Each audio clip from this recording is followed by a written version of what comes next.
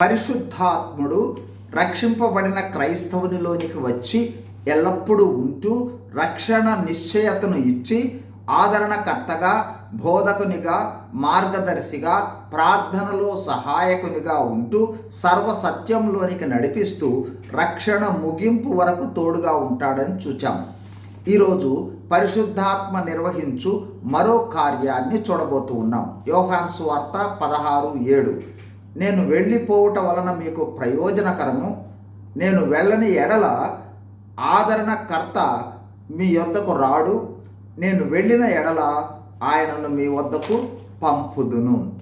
ఈ వాక్యంలో ఆదరణకర్త అనే పదాన్ని ఇంగ్లీష్లో comforter, counsellor, helper, friend, advocate, companion అని బైబిల్ గ్రంథాల్లో వాడబడింది. అంటే పరిశుద్ధాత్ముడు ఆదరణకర్తగా, సలహాదారునిగా, సహాయకుడుగా, స్నేహితునిగా, ఉత్తరవాదిగా లేదా న్యాయవాదిగా, సహచరుడు లేదా తోడుగా ఉండేవాడిగా ఉంటాడని అర్థము. ఆదరణకర్తగా గత వీడియోలో చూచాము. ఈరోజు కౌన్సిలర్గా అంటే సలహాదారునిగా లేదా ఆలోచన చెప్పేవానిగా చేయు కార్యాలను చూడబోతూ ఉన్నాం. పరిశుద్ధాత్మ రక్షింపబడిన క్రైస్తవుని యొక్క యాత్రా జీవితంలో అనుదిన సలహాలు, ఆలోచనలను ఇవ్వటానికి విశ్వాసిలోనే ఎల్లప్పుడూ ఉంటాడు. ఆయన మనలోనే ఉంటాడు. కావున ఆయన వైపు చూస్తే మనకు అవసరమైన ఆలోచనలు, సహాయము, సలహాలు దొరుకుతాయి. అవి 1.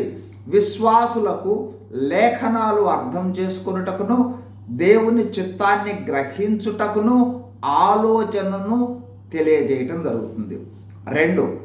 ఆధ్యాత్మిక జీవితం జీవించుటకు, యేసుక్రీస్తు ప్రభువును పోలి జీవించుటకు అవసరమైన సలహాలను ఇవ్వటం జరుగుతుంది. 3. కష్టాల్లో, క్లిష్ట పరిస్థితుల్లో, శ్రమల్లో, శోధనల్లో, పరిశోధనల్లో అవసరమైన సలహాలు, మద్దతు, ఓదార్పును ఇవ్వడం జరుగుతుంది.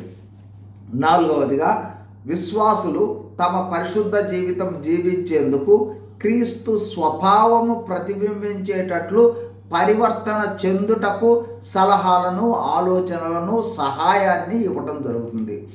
తర్వాత వీడియోలో మనము సహాయకుడుగా పరిశుద్ధాత్మ కార్యాన్ని చూద్దాము. God bless you. Thank you.